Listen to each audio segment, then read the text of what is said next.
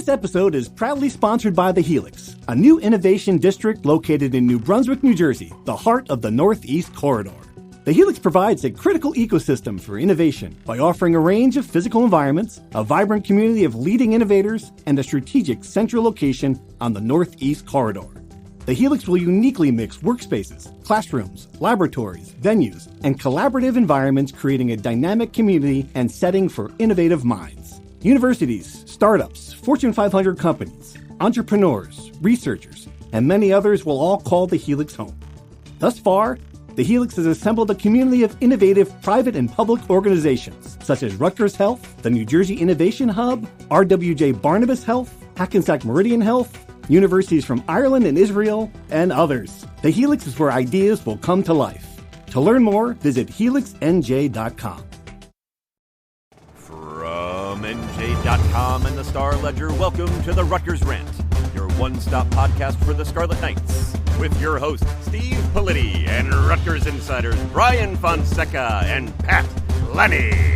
Let's start chopping. All right, hello everybody. Welcome back to the Rutgers Rant. Politi here, Lanny, Fonseca, a little off-season podcast, although there's no off-season for the football program. Another one, and I dare say the biggest yet, perhaps, certainly the most stunning recruit in just a long line. The entire month of June has been one recruiting victory for the football program. DJ McClary, a 6'1", 185-pound linebacker from Snyder High, Jersey City. That in itself is a coup. But the big news here is the flip. Fans love the flip, guys. Is there anything better than the recruiting flip to make the fan base go crazy in June? No, and especially not when it's a Penn State flip. A legitimate Penn State flip. This is a top 200 four-star kid. Penn State had him committed for months. And to flip him to Rutgers, that makes waves nationally. It's a huge deal. I don't think we can overstate. This is like a landmark here of the Shiano 2.0 recruiting era where you flip a legit kid from Penn State. Do we know what happened? Rutgers has been on him a long time, and they've kind of just kept on him despite the fact he committed to Penn State. They really leaned on their personal connections. His older brother, Ike Holmes, played for Shiano in the 1.0 era, and the fact that Penn State lost his main recruiter, Manny Diaz, who became the head coach at Duke, helped Rutgers, created a bit of an opening, and Rutgers' persistence, Joe Harris-Simiak's relationship that he built with him, all of that kind of culminated in DJ ultimately deciding to stay home and come to Rutgers. Pat, this is where we're seeing the behind the scenes resources that the football program has now to keep Joe Harris-Simiak from other programs. This is where the benefit is. Now you've got a guy who has established himself as one of the best young DCs in America. You keep him away from head coaching jobs where he might have jumped for a little bit more money back in the day, and he's here to the point where at Rutgers, I understand what happened. I get it. Penn State lost a guy. It happens. But Rutgers has more stability on its staff than James Franklin does. And that's how you get a good. Just put that in perspective. That's pretty amazing. That is really amazing. And when you think of Penn State under Franklin, at the very least, the one thing you would say is it's been consistent, maybe not at the consistency level that Penn State fans want, but at the very least, very stable, very consistent program. Yeah, I think Joe Harris-Simiak has been obviously a shining star in college football, right? People have come knocking on the door for him a couple years now, and Rutgers extended his contract, in this offseason, locked him in, and it just goes a long way. The thing that kept coming up about DJ McClary was his relationship with Harris-Simiak and how he loved just talking to him about football and plays and designs. And I think it's extraordinary when your defensive coordinator takes it to that kind of level to bring in a recruit like this, because, it's usually not coordinators out on the recruiting trail. Of course, it's a big part of their job, but I think the way that Harris-Simiak fostered this relationship was huge. And it just showed time and time again that this was such a high priority recruit for Rutgers, and a guy that I was throwing this around with some high school guys. Like the last time there was a real stud at a Jersey City public school in New Jersey, you got to go back, 20, 30 years. And it's incredible. So obviously this kid is loyal first and foremost, wanted to play at his public high school, and two, isn't afraid to be different, I think, which is important too. Someone who's willing to blaze his own path, certainly doesn't have to go to the powerhouse school. Sure. I do wonder, like, what are we, again, we don't have the answer to this question. I do wonder, what are recruits at Penn State getting paid in the NIL market? Is Rutgers, from what I've understood about Rutgers, is they keep most of their resources for player retention, not for recruiting. I don't know if that's changed. It's certainly a remarkable, if it hasn't, and they're still getting the players away from places like Penn State. It's pretty impressive. Brian, the other thing the other nugget from Todrick Hunt's reporting is that he was on a visit with Tyrene Powell. And we've talked about this a lot, how, Rutgers seems to, when they get players like this, they really do rely on their best players to be the recruiters when they're on campus. And I know that happens other places, but Rutgers is proud of the fact that its guys handle that. And the best linebacker in the program is the guy who helped bring him here. Yeah, again, it's just another example of the culture that Schiano wants to build in an ideal world, is having these veteran guys who have proven themselves within the program, have developed and reached the stage that these recruits hope to reach one day. They are embodiments of that, and they are willing to and enthusiastically host these kids on visits, because there are a lot of places where seniors just don't want to deal with this, right? They don't want to be hosting recruits on weekends where they could be out in the summer. But these veteran guys, Tyrene Powell, Aaron Lewis, all these veteran guys, Robert Longerbeam, they want to help out the program. They want to help leave their legacy, not just on the field, but in having an impact on building the foundation for the future of the program. So this is, when Schiano's programs were humming back in the day, this is one of the staples of that. And I think a lot of people are kind of seeing remnants and familiar things from that era to now to the current success. And I think that's clearly a big part of the success, is having veteran leaders, strong players who want to help in the recruiting trail. Kind of just helps round out the pitch from the entire program. I also wonder, Pat, and this is something that only Greg Schiano can answer, how much of this is also an opportunity for playing time early? I mean, this is a defense that's losing just about everybody, right? This is a senior laden team. I think it's one of the reasons fans always ask, how many recruits can they get? I think it's one of the reasons why Rutgers has been able to get 28, the most recruits in the country by far so far. I think this is a situation where Greg might be promising some playing time. Like it's got to be a big part of the pitch, in my opinion, because everything you said is absolutely right. There's going to be a big turnover after this year. Guys that are in the program now are certainly going to be privy for the playing time, but even if you go back to the story that Robert Longerbeam told on this podcast about, like, he was going to transfer, but Schiano made a pitch like, listen, there may be veteran guys ahead of you, but all we want is for you to go in there and compete. And that's probably exactly what he's telling these kids coming in as true freshmen, right? Like, there may be a guy ahead of you, but that doesn't mean you can't compete with them and win the job. So I think you're 100% right. I think it's a very attractive pitch for a high school kid. Robert Longerbeam's got the best current Rutgers podcast now. I hope that'll enter their podcast. We're done. I hope that'll enter that podcast in the New Jersey Press Association. Wouldn't that be great if we lose to Beam and Ream? We lose to that podcast next year. Come on. That's unfair. They got an unfair advantage. They got a studio. They got access. We can't get video. Other than your wife, we can't get any guests on our podcast. Come on to our podcast. Video, come on. It's just unfair. The advantages, NIL money funneled into the podcast world. It's actually hilarious. On the Aaron Lewis episode, they were talking about his high school basketball career, and they pulled up his stats from NJ.com. They're talking about, see? Yeah. They still have to go. They still have to come to the source. That's it. For the information here. That's it. Fonseca promises me, but this is getting a little off track here, but you've promised me we're going to have video for this. But people are going to be able to watch us talk, which I can't fathom would be why anybody would want to do that. But it's going to be an option, right? You tell me this season, maybe? Yes. The hope is that by the start of training camp, we will finally have figured out the technology to upload video from our Zoom calls onto YouTube. Fans are asking us a lot about it. I think a lot of people consume podcasts through YouTube. Eventually, the Rutgers Rant will enter the 21st century. Just stay tuned for that. How exciting. All right. Back to recruiting. This is a question I think that is very much on the table. Is this going to be, assuming all these players sign the dotted line, the best class ever? We hear a lot. You can decide what your definition of that is. I think the only fair way to do it really is to go by how it was perceived at the time. Like I get it that some recruiting classes turned out to be a better class because a guy who was an off the radar player became a star. And that is, by the way, as we talk about this, that is probably 70% of the best athletes in Rutgers history were off the radar players who became stars. It's just an amazing number of them. So that's part of what makes the recruiting discussion so difficult to have. But let's ask the question, is this right now the best recruiting class in Rutgers history? So what I would say, I think at this point you could argue it might be the deepest.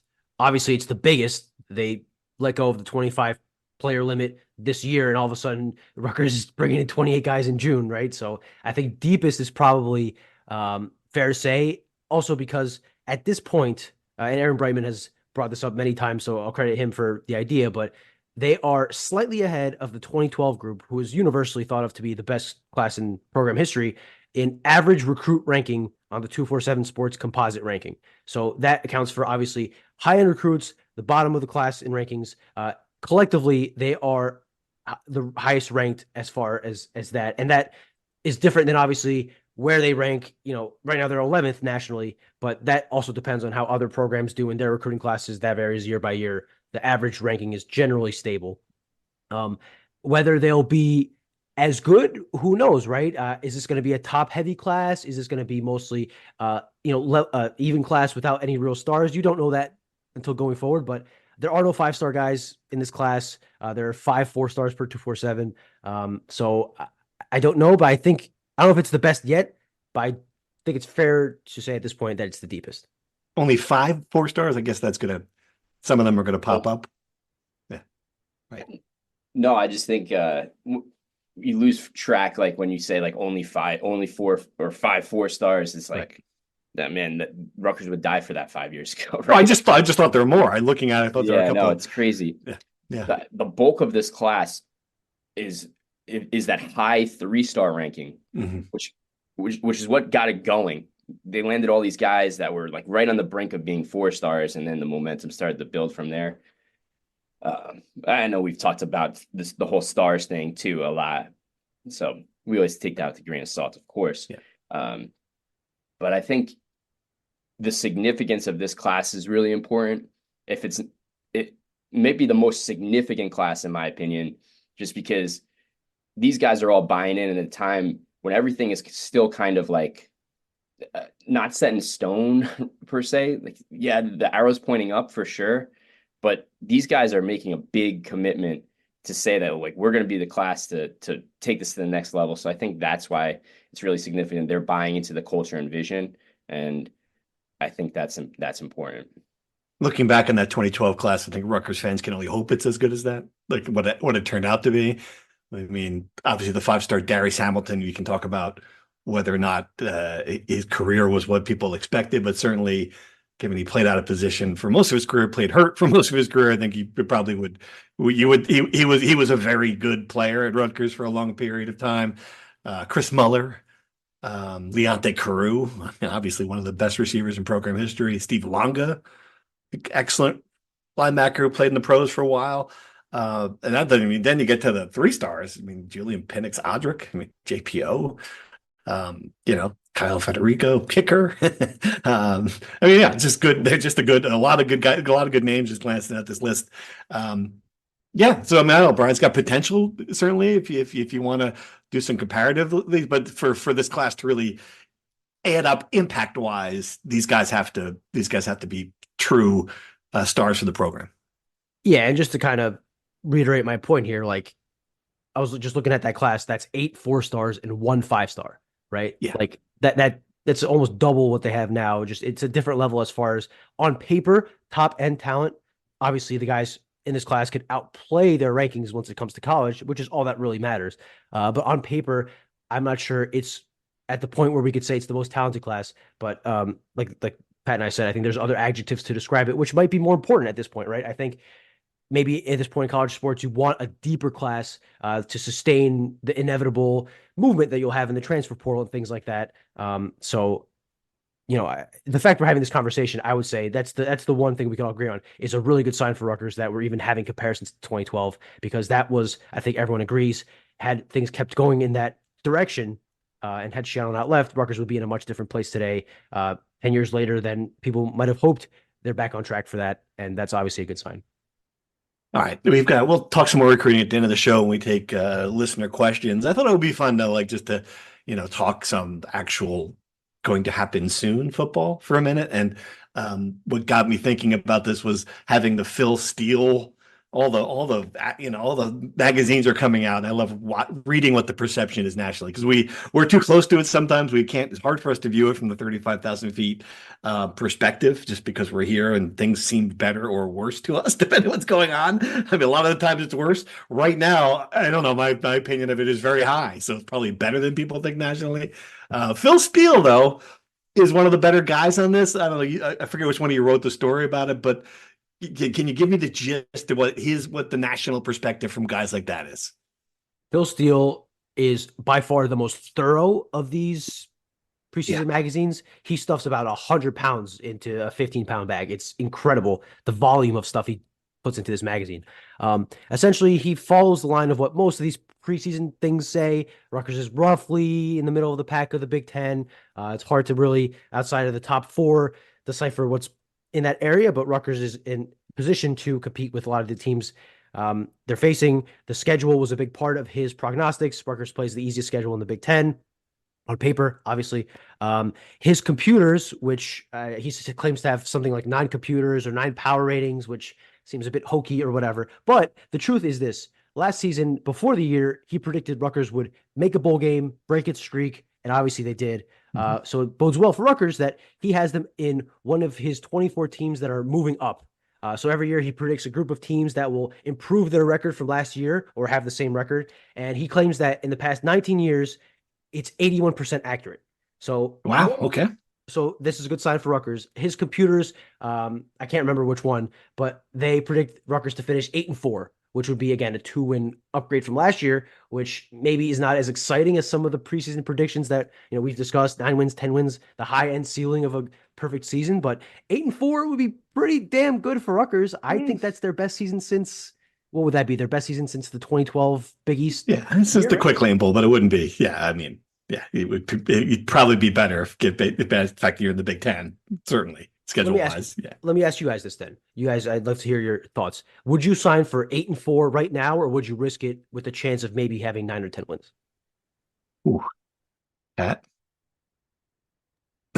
If you're not playing for championships, what are you doing? All right, I don't know. I would have a hard all these guys didn't come back just to go 8-4, in my opinion. Wow. I guess I'm a student of Rutgers history and I might secretly sign for 8-4. It depends looking at it, there's not a game that they can't win, which is amazing. That's not been the case in Rutgers. I get it. You're probably not going to win at Southern Cal. Washington might be depleted, but I'm sure there's still plenty good. I get it. I understand that part of it, but there's still no Ohio State, no Penn State. Still 8-4 in the Big Ten. It would be a really nice season. I think you'd sign for that. All right. Let's break this down. So Phil Steele did the rankings for every position group, and I thought this was fascinating. This is where he thinks, this is what the nation thinks about their positions. I'm going to read them off to you. I want you guys simply to say too high, too low, or just right for these. All right. So you understand the game here? All right. Quarterback, Big Ten rank 15th. I assume that's out of 18 now. What are we at? How many teams is that 18? Okay. 15th. Just right? Too high, too low? What do you think? I'm going to say just right. Okay. Yeah, I got to agree. Just right. If not a little low, but maybe a spot or two. That's really nitpicky. I'd agree. Just right. Yeah, we don't know yet. So I got to say that's probably accurate at this point. I mean, should be better. Should be better if you're looking at where it's been in the past. But wide receiver, also 15th. It's tough. I would say just right. On paper, a lot more talent and depth than in years past, but in years past, they were consensus the worst wide receiving core in the Big Ten, probably like 5 years running at this point. So 15th is an upgrade, but I'd say it's just right. I was going to say too low, because I actually do think this is going to be a really good group. There's a lot of potential there. So I think just generally the passing game is going to be better. And a big reason why is because the receivers are better, quarterback's more accurate. Yeah, I think it's too low too. Only I understand why it's ranked 15th now, but I think it'll be proven to be too low. So I'm going to go with you there too. Running back, 8th.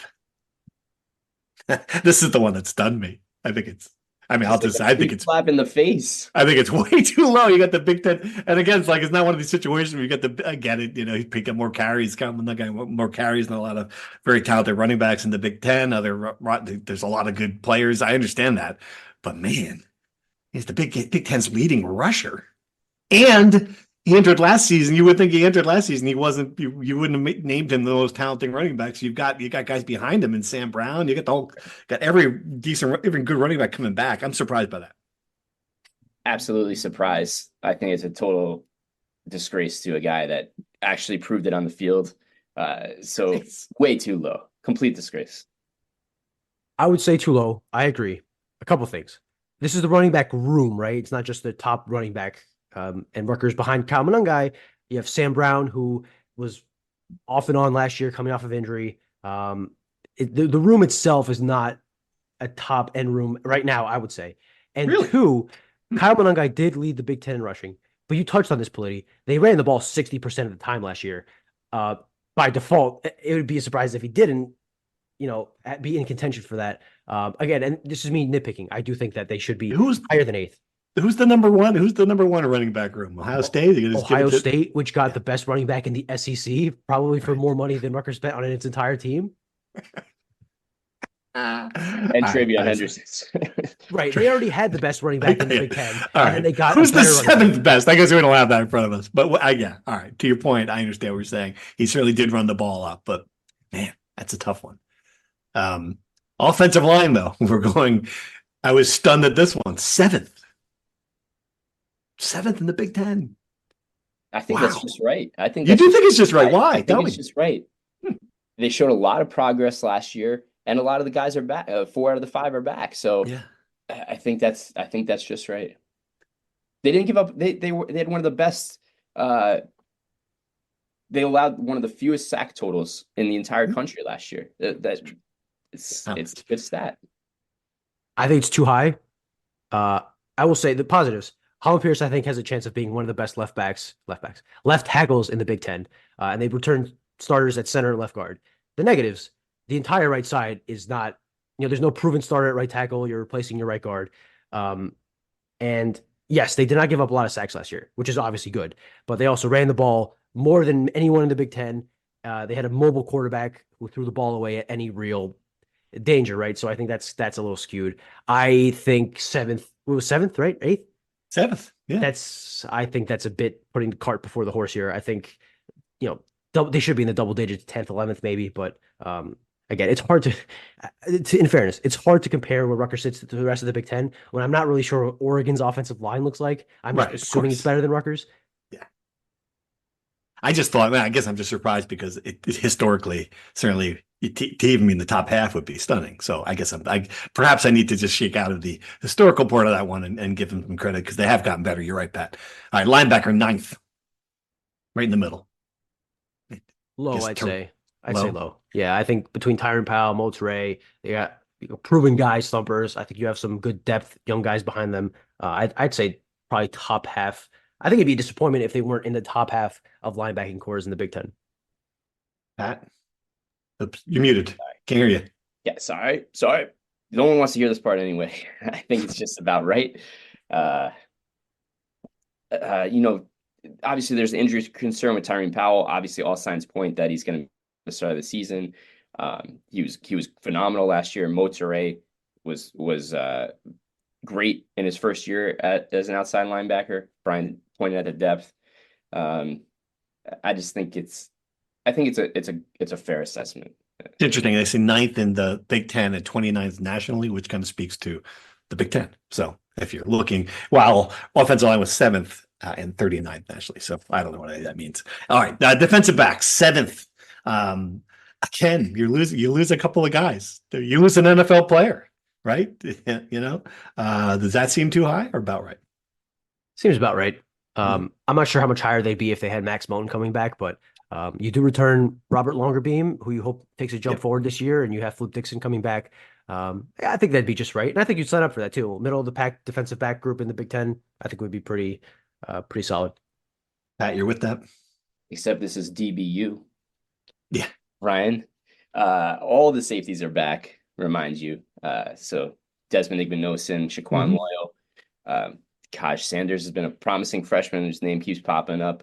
Longerbeam was terrific last year. Right. So I think maybe a little low.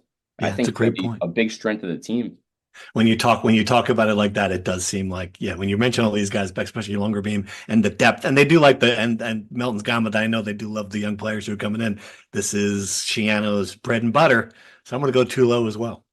All right, D-line. D-line is, other than quarterbacks and receivers, the lowest ranking 11th. They've got the D-line at 61st nationally. Not great. So what do we think?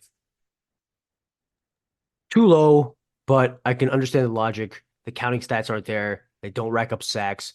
The pressures are okay, but they don't have a dominating defensive tackle. The defensive ends don't get to the quarterback as much as you'd like to see. So again, I'd say too low, but I can understand the logic. I think it's just right. And I know that's infuriating for the guys on the defensive line. They're playing with this chip on their shoulder. They've talked about that a lot. But they did have a down year last year, and I think that this is a big reflection of that. Special teams. This one really surprised. And I get it. They block kicks. They do great things. 5th.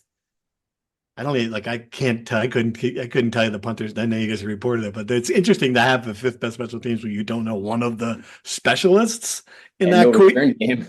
In the return game. I mean, they couldn't return a single kick last year. I mean, that's way too high for me. Yeah, I agree. Too high.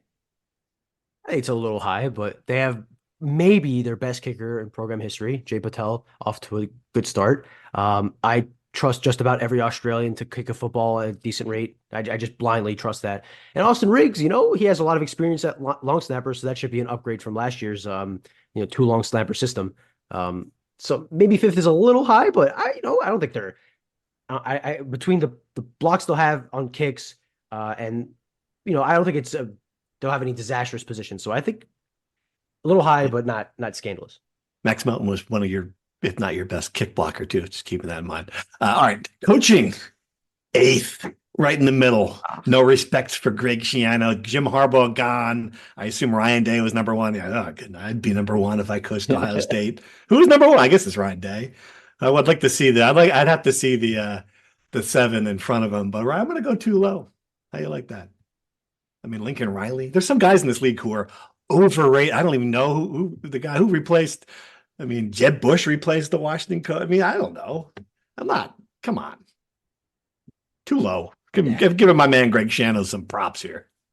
Schiano also loves his coordinators too. I'm assuming this is that's a good point. Staff, that's right? A great point. They have great coordinators in place too. So I agree. I think it's a little low, especially with what Schiano's done to rebuild. I mean, it's not basketball. You can't change this overnight, right? Like it took some time.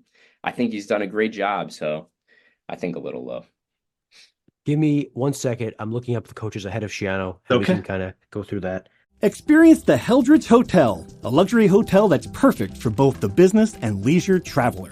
Ideally located within minutes of Rutgers University, the Heldrich is convenient to all the action and activities at SHI Stadium, Jersey Mike's Arena, and the Rutgers University campus. The moment you walk through the doors of the Heldrich Hotel and Conference Center, you know you're someplace different. A place with an independent spirit and a boutique vibe. A place where you can immerse yourself in your meeting or event as easily as you can the local culture. Located in the heart of the city, the Heldrich lets you experience all that New Brunswick has to offer. Whether you're coming to New Brunswick for a fun weekend with friends, in town for a Scarlet Knights game, or attending a business meeting, book your accommodations today at theheldrich.com. Are you actually reading the hard copy of it, or are you looking for it online? I don't have the hard copy yet. I have the digital version. Digital version. Okay. It's no fun. Okay. It's not, but okay. And if you have some patience, it's in a chart. It's a little convoluted. I'm getting there. Okay. The number one coaching staff in the Big Ten is not Ohio State. Really? Iowa, the longest tenured staff in the Big Ten. Say what you will about Iowa and their disgusting brand of offense. They are consistently good to great.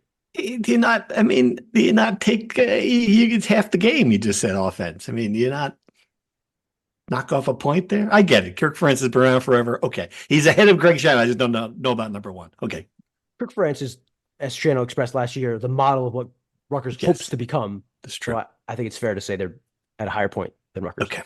Number two is Ohio State. Okay. No need to go into that. Mm-hmm. Number three is Penn State. No. Again, hard to argue that. Really? Hard to argue that? James Franklin? James Franklin, the third best coach in the Big Ten? James Franklin won a Big Ten title against. I wouldn't have him coach my daughter's soccer team in a big spot. Wow, I don't know. I'm just saying stuff now. It's June. He's a guy. Oh, okay, third. All right, I guess third. Okay. Hopefully will sign for 8-4, but won't sign for 11-1. Exactly. There's some contradictions to my podcasting today. Who's fourth? USC, Lincoln Riley. They went 7-5 with the number one pick in the NFL last year, didn't they? Didn't he develop like 3 different Heisman Trophy candidates? Yes. Good point. Right. Okay. Fair enough. Oregon, number 5. Okay. Dan Lanning. Okay. Almost won the Pac-12. Probably should have been in the playoff. Fair enough. Okay, I guess give him that. We're number. That was 5, right? Yep. 6. Do you believe that? I don't think Phil Steele has a 6. It's a tie. Oh, okay. So there's 2 number 5s. It's a tie for 5. Okay. Illinois, Brett Bielema. I think that's actually very good. He gets a lot out of teams. It has for his entire career. This might be the only real controversy. I'm actually smiling reading this because I did not click till just now. Number 7, Minnesota, PJ Fleck. No, forget it. Come on. They are going to suck this year. That's the one that I would bet I would take the under or whatever Vegas is saying they're going to be. Totally. Sneaky awesome game that's going to be at SHI Stadium. It is going to absolutely rock, dripping in storylines. I think it's going to be a madhouse. And it comes at a time of the year where if all things are going well for Rutgers, it could be, pretty pandemonium-esque in Piscataway. Who is 9th behind? Who's the one behind Greg Schiano? Maryland. I knew it. Yeah, I was going to say. Interesting. That's good. Okay. If you want to listen now, if you want to talk about controversy, Greg Schiano ahead of these 2 guys, I think is kind of interesting. Tied for 10th, Wisconsin, Luke Fickell, who took Cincinnati to a playoff. Yeah. And Nebraska, Matt Rule. I'm gonna hold off on Matt Rule at the college level until he does it again. Fickell, I agree with you. Fickell is a really good coach. I would certainly put him in the top 5. So yeah. And just to wrap up this conversation, because I know people are about to fall asleep at the wheel listening to this part of the podcast, but the ingenuity and creativity, uniqueness of Phil Steele is completely on display here. He has 5 teams tied for 12th place in the coaching standings. He cannot decide 5 of them, and very different groups here. We have Northwestern, who has Dave Braun, obviously the interim coach, who did a great job last year. Michigan State, who just hired the head coach Jonathan Smith from Oregon State. Indiana, who hired Cignetti from James Madison. Michigan, who just won a national title, by the way, with Sharon Moore. I should say with Jim Harbaugh, but Sharon Moore was the offensive coordinator. And Washington. Okay. So all the guys with new coaches, essentially. Right. You just could not decide and said, you know what? Yeah. Okay. It's Phil Steele. I'm not going to Phil Steele, but you could. You just did. Get him on the podcast. All right, good job. Fun segment. Hope you enjoyed that little football preview. I thought it was something interesting when I saw the story and the chart. All right, quick basketball talk. Fonseca, you saw the basketball team. You posted videos online to get us a little excited. Certainly, I am not surprised about that. One of the videos was Ace Bailey with a reverse dunk, but it was still cool to see him in action. You saw what this team looks like without a center or without positionless basketball. Just go ahead, run. Give me your impressions. I'll be quick. Just to set the stage, this was a 1 hour workout. There was about, at most, 10 minutes of 5-on-5 at the end. There were about 4 rotations of one-on-one work between guys on the team going against each other down the court. That's to say, there are no grand observations to be made here. But to your point, the highlight was obviously Ace Bailey's reverse dunk in a 5-on-5 session. Apparently, he does things every practice where you go, did he just do that? And that's just something that Rutgers fans will have to gleefully get used to this season. He's going to do a lot of crazy stuff in a Rutgers uniform that might never be replicated in a Rutgers uniform. So he was as impressive as you'd like to see. I liked what I saw from him. I thought he was the best player. PJ Hayes, this might be confirmation bias because I did not take stats of the practice. It felt like every time I looked up and he was taking a three, it was going down. He looks like the shooter that, as advertised on paper, I did not get to see enough of him in the other aspects of the game that I have some question marks about, but I think his shooting is without a doubt legit, and that will be what he provides to this team. Center was interesting. You don't get to see much, obviously, like I said. You saw Emmanuel Ogbole and Zach Martini go against each other in one-on-ones. Ogbole looked the part when he had the ball, had some nice finishes around the rim. You'd expect that, though, against the guy who is 3 inches shorter and 30 pounds lighter, right? So Ogbole is at the very least able to score against guys he should. But I'm not sure I saw anything that will convince me of how good the center position will be, though Zach Martini did say that the center position will be figured out. Guys, it's June. That was his exact quote. Relax. Steve Pikiell said all the freshmen have to get in shape. Obviously, that's to be understood. Guys are competing in college level now for the first time. It's much different than high school. And Dylan Harper was there. He did not play, obviously. He's recovering from his knee procedure, which I think we talked about on the last pod. But there's a chance he comes back before the end of the summer. I would not be very concerned at all about that. Though I could understand people being a little alarmed with their star player having, a medical procedure in June, but I think everything will be fine there. So that's my hoops wrap up. Is there anything I didn't touch on that you guys are curious about? I think you covered it pretty well. Pat, what do you think? Yeah, I guess just the freshmen, obviously, like the totality of that group too, I think is going to be interesting. So I think you touched on that too. So no, I think you covered it. Like I said, not many grand things to take away from this, but I will say I left with a positive impression of what I saw. I'm not sure I saw, a Final Four team, but obviously one of the top 2 players isn't practicing, and it's June. So we'll see more as October, November kind of start coming closer. All right, so let's dive in. This is good transition because the readers have questions. So looking at what our texters have come up with this week for our question and answer segment, it's highly unlikely that Rutgers Hoops will have a 12-man rotation. Who are the 2 or 3 players you don't think will be in the rotation when the Big Ten schedule starts up? I mean, a couple of freshmen obviously are clearly, are developmental players. So give me your sense otherwise, like which of those guys who they brought in are likely to see their minutes decline?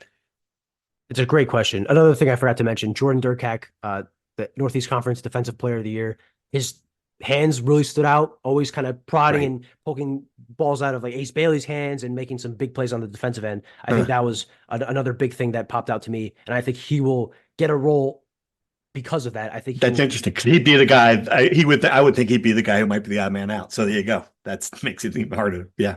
Right. I think he'd be like their defensive stopper. I think from what I saw, again, very little. I was very impressed with that.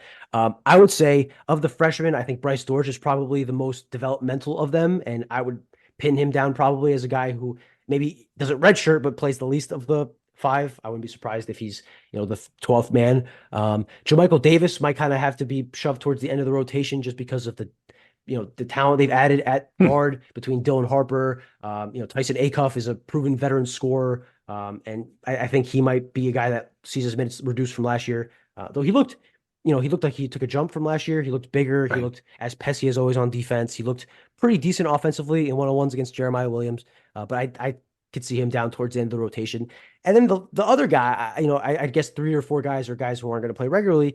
I don't know yet. I think that will be figured out closer to the season. And I think this roster is diverse enough that there will be guys that play some games 15 to 20 minutes and some games they play, 5 to 10. I think it depends on matchups. And that's kind of the good thing about the roster they've built is that they have the flexibility to kind of mix and match depending on who they play. And that will be, I think, a really good asset for this team. All right, one other basketball question. With Mike Sasso leaving this coaching staff, will this open the door for an X's and O's or offensive or big man coach to come on board? Any thoughts of who they're going to replace there internally, or is the staff kind of set? I'm not sure. They're taking their time with it. I wouldn't expect anything, imminently.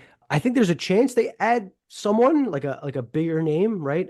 Mike Sasso was a video coordinator, and he wasn't commanding a huge salary, so they'd have to kind of either move some tables around and move a guy that's on staff to an off-court role. I don't know. I'm not quite sure what they're going to do. I don't think it's impossible.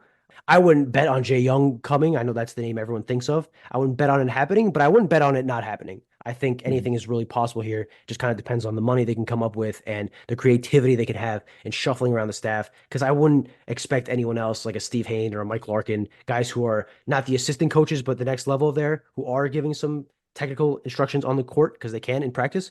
I don't expect any of those guys to be shuffled around, but who knows? I think it'll be interesting, and it could be a sneaky good spot to add somebody like that, but we'll see.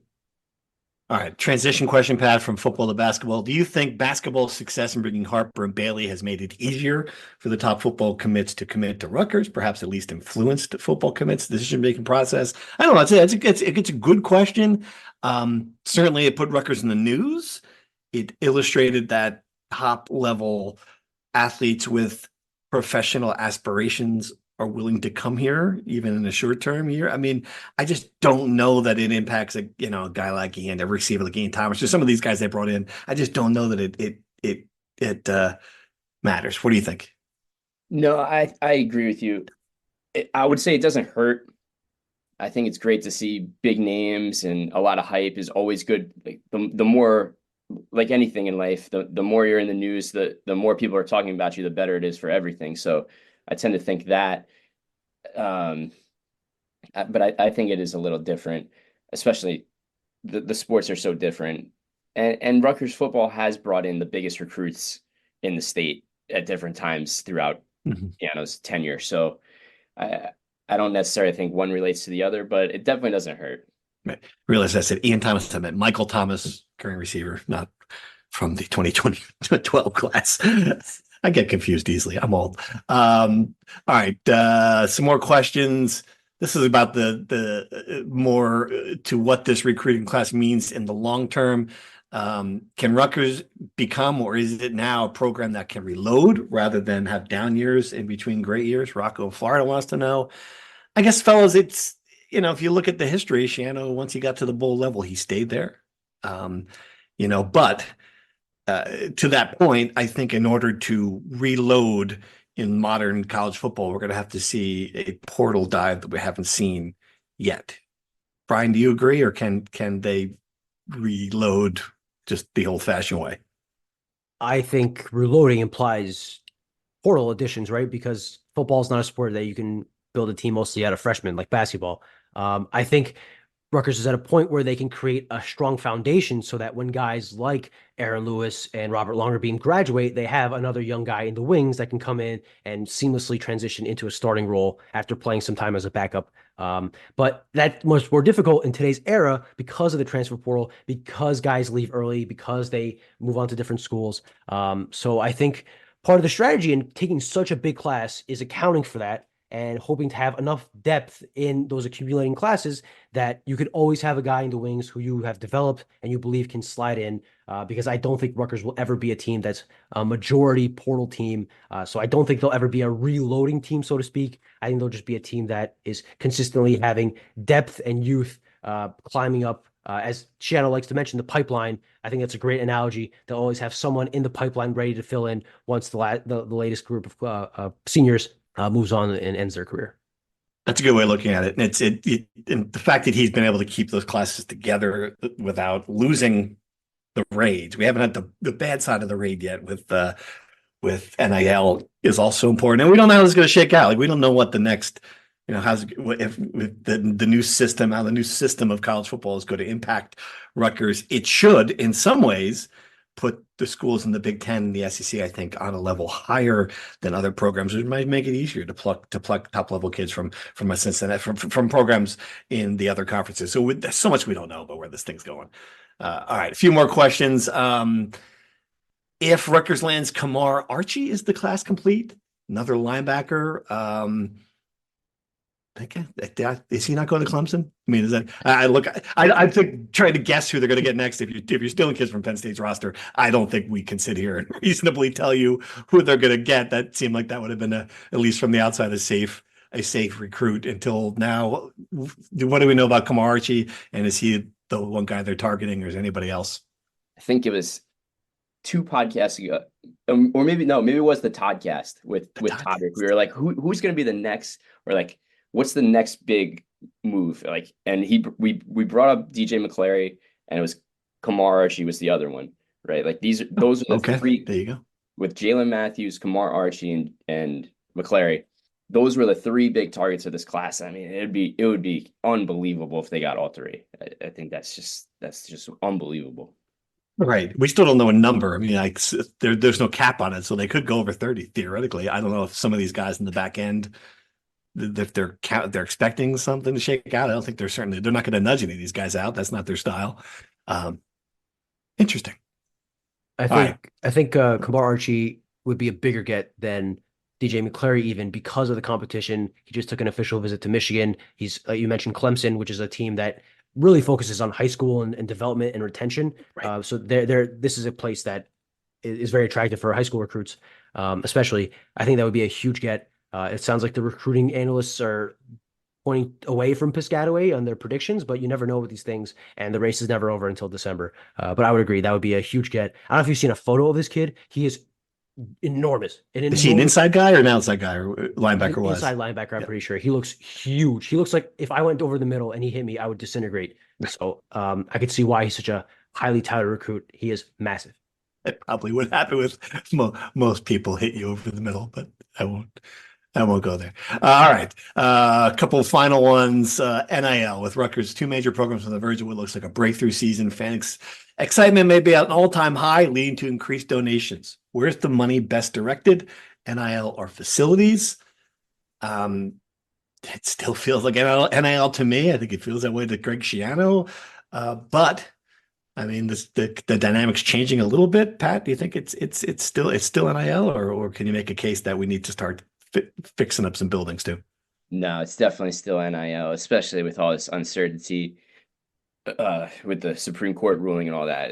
I think until that all shakes out and you see the ramifications of that actually take hold, it'll still be player retention and getting players, keeping players, and just think of before NIL, everything was facilities. We gotta be the most attractive place to be, and I just think that thinking has definitely changed. So I agree with you, definitely NIL. I just think the way to think about this is like, if your job offered you a raise or a nicer coffee machine in the lobby, what would you prefer? I think everybody would prefer a higher salary, right? Every coach you talk to in every sport, every major sport, the number one thing recruits are asking them about is how much am I going to get paid? That's the first and last thing everyone asks about. And until, I think Pat makes a great point, if the Big Ten and this NCAA thing is figured out and every school gets $20 million to pay the players, maybe you'll have some excess money to spend on facilities. But until then, and I can't blame anybody for this, you want more money in your pocket and you wouldn't forego that so that you have a nicer place to practice. At the end of the day, all the fields are the same. And what's most important is how much money is in your pocket. If it's one of those Nespresso machines, I don't know. Could be nice to have a nice pipe and cup of coffee in the morning. I kid. All right. Finally, a comment from JP, friend of the pod, wants me to mention. I think a mention of Sebastian Rivera being the Olympics flag bearer for Puerto Rico would be awesome as well. So there you go. Shout out to Sebastian Rivera, who, based on the way things are currently going for some of Team USA's New Jersey hopefuls, I might be covering very, very closely. After Thing Mo, if you guys follow track and field, I know you do, Pat. Brian had no idea what was going on, but Thing Mo, one of our 2-time gold medalists, one of my tickets to Paris, fell in the 800 trials. Trenton native, stunning. If Sidney McLaughlin trips over a hurdle, I am in trouble. Sebastian Rivera. Training camp. I guess people listening here will be excited for. I'll be waving the Puerto Rican flag in the opening ceremonies right next to Sebastian Rivera. All seriousness, though, like Sebastian Rivera is going to be a name to watch at the Olympics. Like he's coming off a great performance at Worlds and stuff. So I think you should definitely do some flag waving with Sebastian for sure. I think he competes the last 2 days of the wrestling. I know wrestling is the last week. I'm pretty sure he's right at the end. So you're gonna have to watch a lot of Olympics to get to Sebastian Rivera. But yeah, I mean, there's no question. And then we should mention this. Chloe Timberg is going to be in the U.S. trials on Thursday with a chance to. It would be a pretty surprising, very surprising for her to reach the Olympics at this stage of her career. And it's really unexpected. But she's got the Olympic qualifying height, number one. And as we've seen with these trials, I mean, anything can happen. So would it stun me? No. And I talked to her, and she seems like she's in the right frame of mind about it. I'm going to have a column on Thursday about it. So I wouldn't rule it out. It's possible. Oh, and one more Rutgers athlete, Casey Murphy. Whenever they name the women's soccer team, she's expected to be the backup goalie. We'll see. And it's always a crapshoot. 18 athletes, hard to narrow it down in soccer. So, yeah. I'm missing one. Oh, Kalia Cooper, yes. WNBA star. Yes, Copper. I'm sorry, Copper. Excuse me, Copper. Yes. Yeah. So that's another good one. Yes, she'll be playing for the 8th straight gold medal for Team USA women's basketball. So not a bad collection of Olympians here, Rutgers. Good job. While we're on the subject of wrestling, I'd like to ask Pat about, before I forget, Donnie Pritzloff leaving the wrestling program. Oh yeah, obviously a big deal. What's your reaction to that, Pat? Yeah, it's funny when the Columbia job opened, Donnie's name was kind of floated around. So I'm not totally shocked that unfolded, that he went to Columbia to take the head coaching job there. He did wonders for Rutgers in 10 years. Certainly Rutgers wouldn't be the Big Ten program it is without Donnie. So that's probably my biggest takeaway. Like, you got to look at his tenure at Rutgers as a positive. And of course, that's obviously what Coach Goodell is saying, and a lot of the people that wrestle for him. He was an unbelievable hire at the time. Rutgers was really lucky to keep him for 10 years. Maryland made a big push at him after the 2 national champions in 2019. So I think it was a really important tenure. And it'll be a really important hire to see where Rutgers goes here. So I know a lot of people have said like Sebastian Rivera might be a perfect guy to get on the staff. So we just brought him up. So maybe when he finishes the Olympics, that's something that could be in the pipeline. He's around the program every day as an athlete. So I could totally see that working and being a really good hire. He's if that's what he wants to do, if he wants to get into coaching, sir. So while you're in Paris, Politi, float it out to him. I'll be sure to mention it. Thank you. Yes. Over crepes. Yes. Nice got Goodell and a plate of crepes. Can't wait. Should people be worried about Pritzloff leaving? Because his name is he's not quite as big as Goodell, but he obviously played an integral part of the program. Should people be? You mentioned this is a huge hire. I mean, like how? Yeah. I think he's a tough guy to replace. There's no question about it. It's the program will be different without him. There's no question. It's why making this hire is going to be critical. And yeah, we'll see. Donnie's just, like I said, a tough guy to replace, and was a great coach. So. All right. On that note, can we wrap it up? I know you want to talk European soccer, but I'm trying to cut us off before we do that. All right, go ahead. Just say your two quick things. First, with Rutgers basketball, 2025 recruiting, 3 big targets are have either a commitment date set or are close to announcing.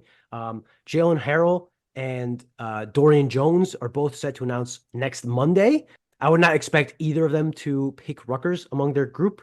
And Nigel James, their top point guard target, has said to reporters in the past month or so that he expects to announce before the end of June, maybe the start of July. And things don't seem to be trending in direction for him either. So we'll see once they make their announcements, but would be a tough start to the recruiting class that follows the greatest recruiting class of all time. You'd hope to get some momentum off of that. And so far, that has not been the case. We'll see how these things kind of wrap up, that's the most important part. But the early indications are not great.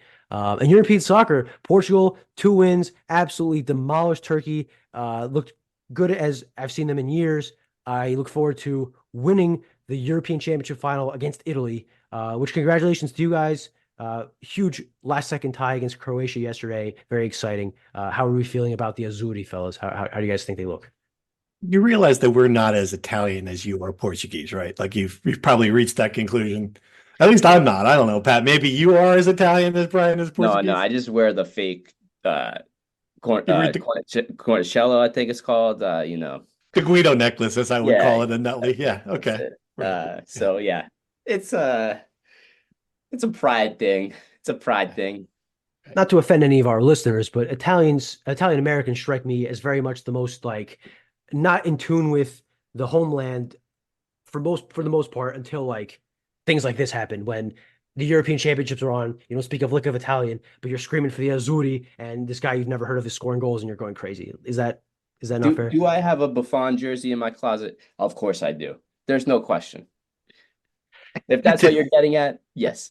My point is, World Cup, was I into it? Absolutely.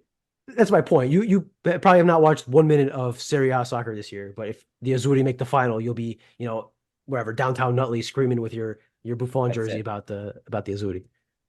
Yeah, there's only one team I root for. It's Team SP. Me. That's all I care about. How does it affect me? The winner of the European Soccer Championships does not impact my life at all. Well, the winner of the 400-meter women's hurdles. You're there. Right. Winner of the track and field championships right now does. But that's another story. If Portugal doesn't win the European Championships, my mental health will be saddled for a day or two. I will be legitimately very sad. So I guess if you want me to be happy, you should root for Portugal to win. And who cares what Italy does, I guess. Yeah. Do I need you to be happy about that? I don't know. Pat, do we need that? I guess so. I guess I'm rooting for Portugal. I don't want to put up with your whining on Twitter about. Well, it's going to be great when we get to Ronaldo or when this elevates to video, and we get to the soccer segment. You don't even have to see, like, you'll see us just leave the room. We could just get up, pull out the chair, and walk out, and he could just talk and talk, and it'll be great. It'll be great. It'll be great content. By the time you're done talking, the Helix will already be open. Gonna cancel that sponsorship. You don't stop talking about it. I drive by the Helix very often, and it looks very close to completion. It looks tremendous, by the way. My kudos to Chris Palladino and Devco. They've done a good job from what it seems like on the outside. It's amazing. There's no question they have, and people are raving about what they see on the road as well. I've heard that from many people. So. All right, fellas, let's sign off here. It's been a good pod. I don't know when we'll be back, if it'd be before I go to the Olympics or not. But yeah, thanks for listening, and we'll come back to talk some more maybe the next time Rutgers steals a recruit from another Big Ten rival. Thank you for listening to the Rutgers Rant. To participate in the conversation and receive live updates about the Scarlet Knights directly to your phone, sign up at NJ.com/insider.